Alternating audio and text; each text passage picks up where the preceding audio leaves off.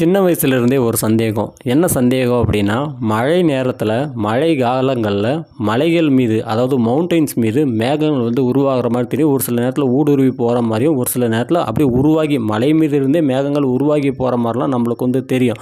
So இது எப்படி உருவாகுது அப்படின்ற ஒரு சந்தேகம் எனக்குள்ளே இருந்தது. ஸோ அதை தான் ஒரு 2 நாளாக ரிசர்ச் பண்ணி அந்த டீட்டெயிலை தான் நான் கொடுக்க போகிறேன். ஸோ நம்ம பூமிக்கு மேலே நிறைய அடுக்குகள் இருக்குது. அதாவது இந்த விண்வெளியில் நிறைய அடுக்குகள் இருக்குது. இதில் முதன்மையான ஒரு அடுக்கு தான் ட்ரோபோஸ்பியர் அப்படின்னு சொல்லுவாங்க.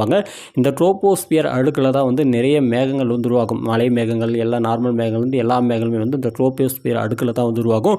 மேகங்கள்லையும் பார்த்தீங்கன்னா நிறைய அடுக்குகள் இருக்குது. நிறைய விதமான மேகங்கள் இருக்குது. இதில் முதன்மையான ஒரு மேகம் அப்படின்னு பார்க்கும்போது இதுதான் கியூமுலஸ்ன்னு சொல்லுவாங்க. தரையிலிருந்து 6000 அடி உயரத்தில் தான் இந்த மேகங்கள் உருவாகும். அதே மாதிரி அதிகபட்ச உயரம் கொண்ட மேகங்கள் அப்படின்னு பார்க்கும்போது சிரஸ் அப்படின்னு சொல்லுவாங்க.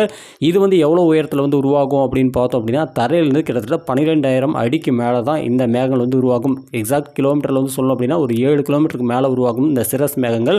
அதே மாதிரி 6000 அடிக்கு கீழே உருவாகக்கூடிய மேகங்கள் தான் கியூமுலஸ் மேகங்கள்னு சொல்லுவாங்க.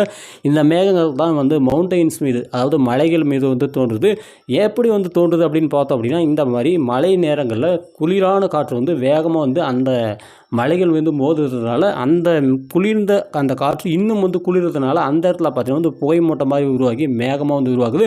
ஸோ இதை ஒரு கியூமுலஸ் மேகம் அப்படின்னு சொல்லுவாங்க. ஸோ குளிர்ச்சியான காற்று அடிக்கிறதுனால தான் இந்த மேகங்கள் உருவாகுது.